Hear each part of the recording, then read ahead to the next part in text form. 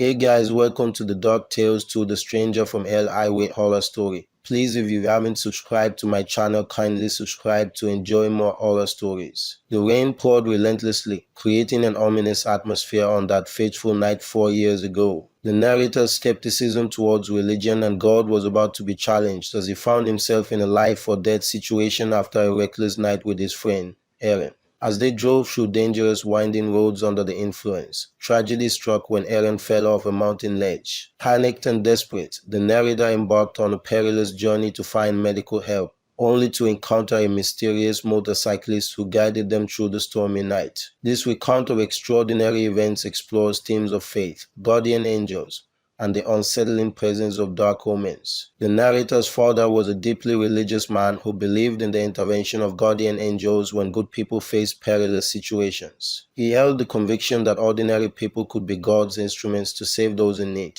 Although the narrator had drifted away from his father's faith, the events that unfolded that night made him question his skepticism. It all began when the narrator's friend, Aaron, visited him in their small backwoods town. Seeking to relive their youth, they made the reckless decision to go driving in the treacherous hills while heavily intoxicated. While trying to urinate off the side of a mountain, Aaron slipped and fell off the ledge, sustaining severe injuries. Faced with the life-threatening situation, the narrator knew they had to get Aaron to a hospital as soon as possible. However, the nearest hospital was an hour away in a larger town further south. With no other choice, the narrator decided to drive, hoping to save his friend's life. The journey to the hospital was fraught with challenges. The car's headlights malfunctioned, leaving them in total darkness. As rain started pouring down, the storm intensified, making navigation nearly impossible. Panic set in as the narrator struggled to find a way through the treacherous hills while Aaron's condition worsened.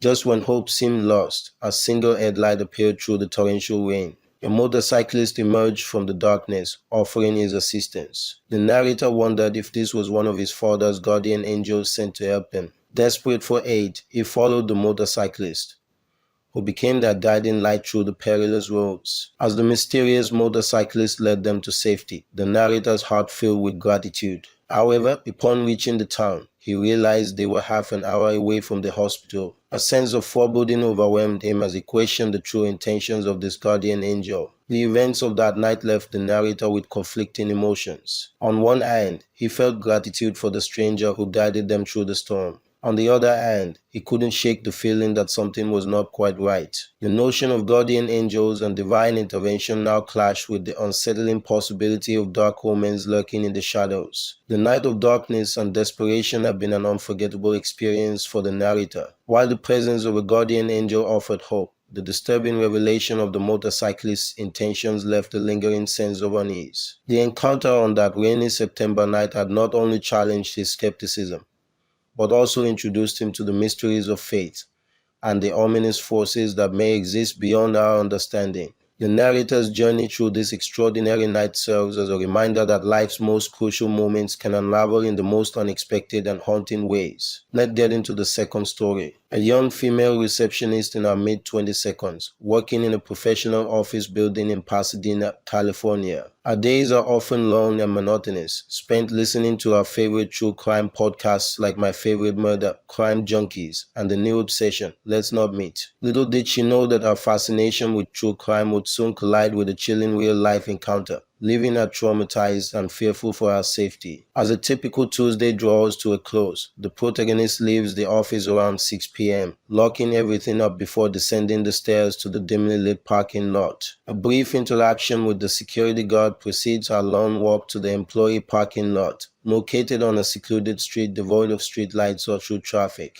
The darkness of the November evening adds to her unease as she pulls out her keys and calls her boyfriend for a sense of security. Suddenly, a tall dark figure emerges from the shadows and approaches her menacingly. She quickly activates her phone's flashlight to reveal the figure's face, only to be met with aggressive words and threatening behavior from a disheveled homeless man. The encounter leaves her feeling vulnerable and desperate to escape his grip. Despite her attempts to distance herself, the disturbed man continues to pursue her, hurling derogatory remarks and threats. The fear in her heart intensifies as he gestures as though holding a gun to her head and proclaims his intention to kill her. The sense of dread is overwhelming as she realizes the man is both unstable and dangerous. With her heart pounding and her mind racing, she rushes towards her car while her boyfriend provides guidance over the phone. A tense and harrowing chase ensues, but she manages to evade him and seek refuge within the safety of her car. The terror does not end there, as the man persists in his pursuit even after she leaves the scene.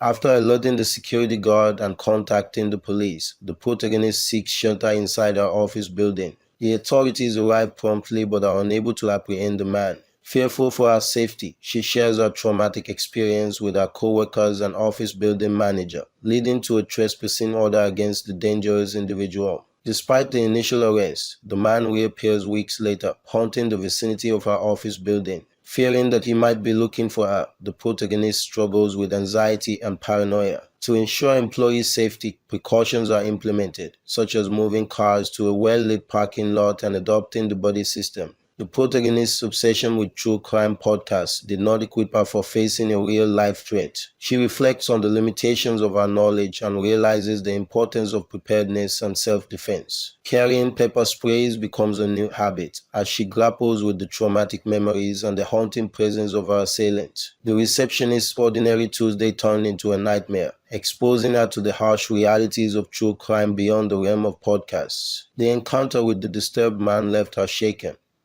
but also empowered her to take her safety seriously. Her tale serves as a stark reminder that real-life dangers can be far more chilling than any story in the realm of true crime. As she continues to navigate her daily life, she strives to overcome her fears and strengthen her resolve, forever changed by her terrifying encounter in the dark streets of Pasadena, California.